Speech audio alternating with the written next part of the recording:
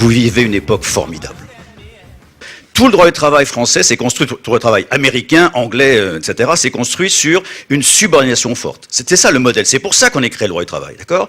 C'est qu'il y avait une manufacture militaro-industrielle, et c'est même pas la peine de continuer. Tout reposait sur l'autorité qui tombe d'en haut. L'autorité qui tombe, ça c'est parfait, la loi qui tombe, tout qui tombe. À la Sorbonne, à Sciences Po et ailleurs, on forme des gens qui vont trouver des solutions. En un mot, ce qu'on leur apprend, c'est que le droit du travail doit changer. Aujourd'hui, la productivité d'un travailleur du savoir, c'est l'autonomie, c'est pas la subordination. Si vous êtes là, justement, c'est que c'est un thème qui vous intéresse, donc vous êtes déjà dans le mouvement. Mais c'est loin d'être le cas toutes les boîtes. Il y a un droit du travail qui cherche à être protecteur de salariés, qui a 7 millions d'ouvriers en France. Il ne faut pas non plus fantasmer complètement sur l'immense autonomie des salariés qui aujourd'hui se parlent les uns aux autres. En un mot, la subordination, elle a de très beaux restes dans les RSE, de très beaux restes.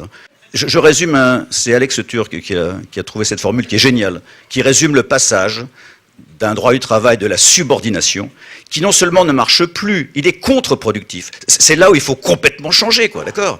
Pour les jeunes d'aujourd'hui, pour les jeunes générations, c'est exceptionnel. La subordination, c'est quand on disait au petit chef. Vous savez, c'est celui que non, tu le mets pas là, mais pourquoi tu le mets là? Le petit chef parfait. Et voilà ce qui se passe, y compris à la fac. C'est assez amusant, pas seulement dans l'entreprise, y compris à la fac. On crée un réseau social. Et c'est un sujet que je connais un petit peu sur le plan juridique, hein, pas dans la vraie vie, hein, sur le plan juridique. Et donc, qu'est-ce qu'on voit? On voit un obscur ingénieur au bureau B724, dont personne ne parlait. Et puis, on crée une communauté.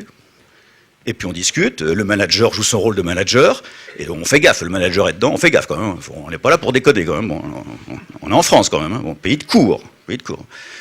Et résultat, l'ingénieur du bureau B724, dont personne ne parlait, dit, à mon avis, ça ne marchera pas pour 3 questions, pour 3 raisons.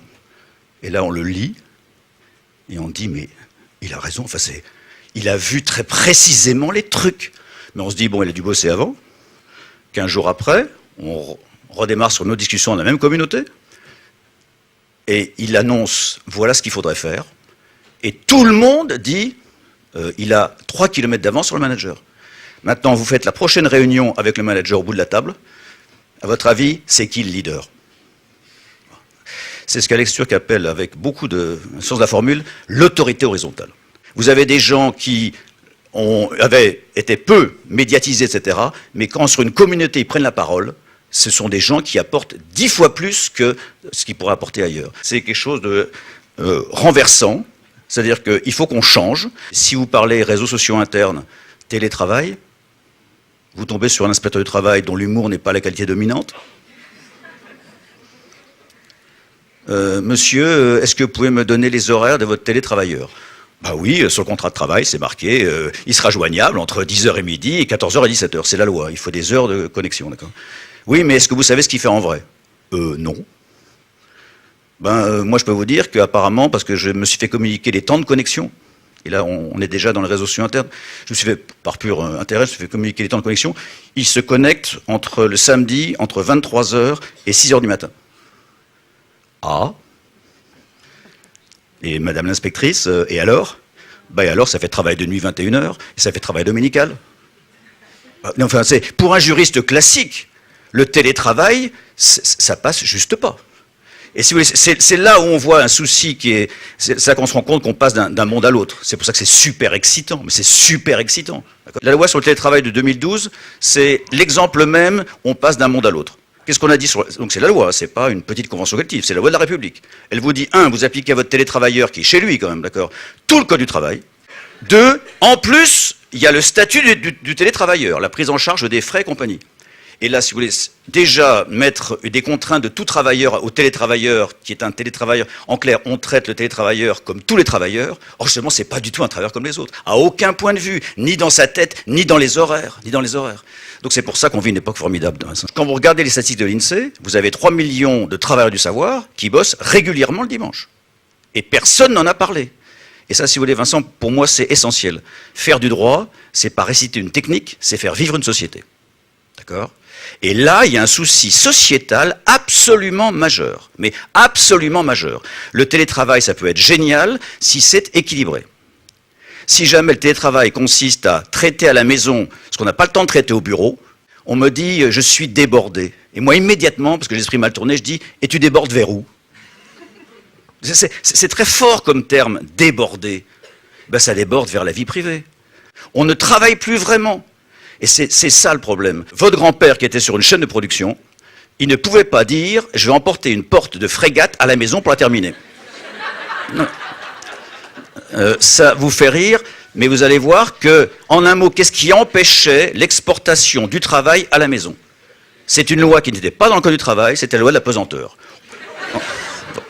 Même Stakhanov, le sale menteur, vous savez qu'il a beaucoup menti sur son... Même Stakhanov, le fou de travail, ne pouvait pas dire « allez, j'emmène 2 tonnes à la maison ». Maintenant, vous appliquez ça au travail immatériel.